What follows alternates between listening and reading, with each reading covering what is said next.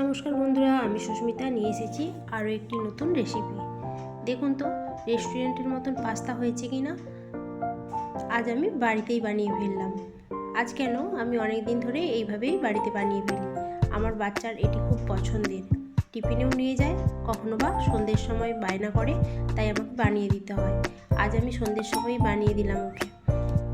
টিফিনে দিলে আবার একটু বেশি করেই দিতে হয় বন্ধুদের জন্য, ওরাও খুব পছন্দ করে। প্রথমেই আমি পাস্তাটি সেদ্ধ করে নেব। এখানে পাস্তাটি আমার সুজির পাস্তা রয়েছে, আপনারা যে কোনো পাস্তাই এখানে ব্যবহার করতে পারেন।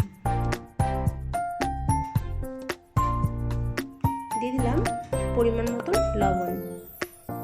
এদিকে পাস্তাটা সিদ্ধ হচ্ছে, আমি এদিকে কিছুটা কর্ন ধুয়ে নিয়েছিলাম, সেটাই সেদ্ধ পাস্তার উপরে দিয়ে দিলাম। ওটাও ওর সঙ্গে সেদ্ধ হয়ে যাবে খুব সহজেই। এদিকে একটি কড়া চাপিয়ে দিলাম, দিয়ে দিলাম তাতে অল্প পরিমাণ সাদা তেল। পুরো কড়াইটাতে তেল বুলিয়ে নিচ্ছি। তারপর দেখুন এখানে আমি এই ভেজিটেবলগুলো কেটে নিয়েছি। আপনারা ভেজিটেবল না খেতে চাইলে না দেবেন। এই শীতের সময় সমস্ত ভেজিটেবলই অ্যাভেলেবেল। দিয়ে দিলাম এইভাবে কেটে রাখা গাজর ও বিনস। কিছুটা নেড়ে চেড়ে ভেজে নিতে থাকবো।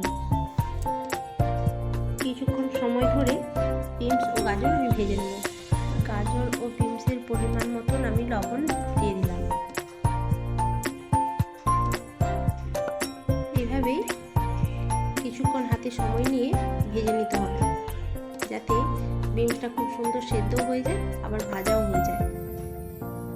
দিয়ে দিলাম কাঁচা লঙ্কা কুচো, দিয়ে দিলাম এইভাবে কেটে রাখা ক্যাপসিকাম ও কুচনো পেঁয়াজ,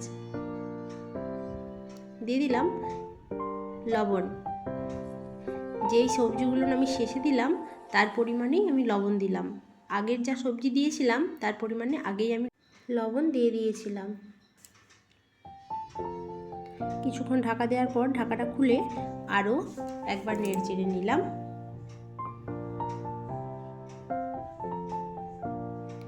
এইভাবে ভেজিটেবল পাস্তা খুব সুন্দর লাগে। এটা নিরামিষের দিনেও পেঁয়াজ ডিম ছাড়া এইভাবে বানিয়ে নেওয়া যায়। এরপর দিয়ে দিলাম সেদ্ধ করে রাখা পাস্তা ও প্রন। ওটা আমি লাস্টে একসঙ্গেই সিদ্ধ করেছিলাম, সেভাবেই জল ঝারিয়ে নিয়েছিলাম একসঙ্গেই তুলে দিলাম কড়াইয়ের উপর।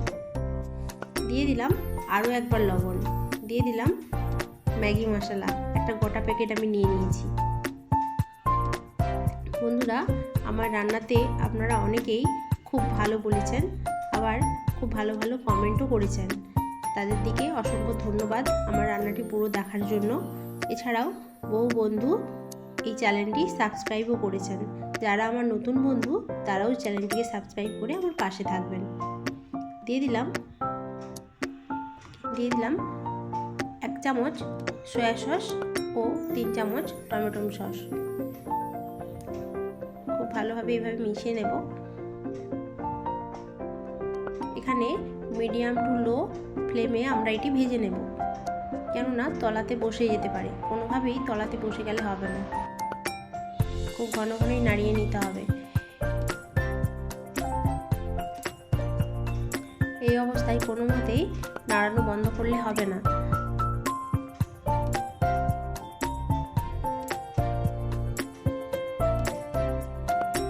আমার ডিমটা ভাজা হয়নি, তাই ডিমটি আমি ভেজে নেওয়ার জন্য আরেকটি কড়াই নিয়ে নিচ্ছি। বন্ধুরা, আপনাদের যদি মনে হয় রান্নার শুরুতেই আপনারা প্রথম কড়াইতেই তেল দিয়ে ডিমটি আগে ভেজে তুলে রেখে দেবেন। এখানে আমি 2টো ডিম নিয়ে নিচ্ছি। কড়াইতে তেল দেওয়ার পর অল্প একটু লবণ দিয়ে দিয়েছি, তারপর 2টো ডিম ফাটিয়ে দিয়ে দিলাম। এইভাবে ডিমটি ভেজে নিলে 2টো ডিমই যেন মনে হবে অনেকটি। উপর থেকে আরও একটু লবণ ছড়িয়ে দিলাম। দেখুন এইভাবে 2টো পিঠ ভালোভাবে ভেজে নিয়ে আমি টুকরো টুকরো করে কেটে নেব।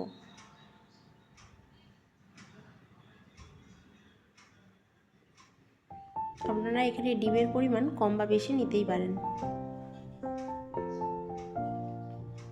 আর আপনারা যেই ভেজিটেবলটা খাবেন না সেটা স্কিপ করে যেতে পারেন, কোনো সমস্যা নেই,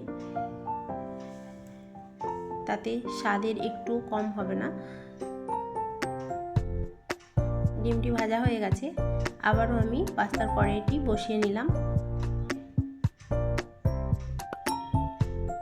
দিয়ে দিলাম ভাজা ডিম, খুব ভালোভাবে নেড়ে চেড়ে নিচ্ছি।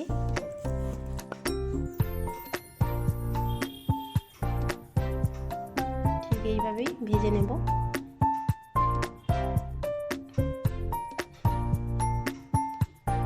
আপনারা যদি পারেন এখানে একটু গোলমরিচের গুঁড়োও দিয়ে দিতে পারেন, আমি দিলাম না। সসের যে আপনারা চাইলে দিতে পারেন, ভেজা ভেজা ভাবটা ওটা শুকিয়ে আসবে, সেই অবস্থায় বুঝতে হবে যে এটি হয়ে গেছে, তখন আমরা নামিয়ে নেব।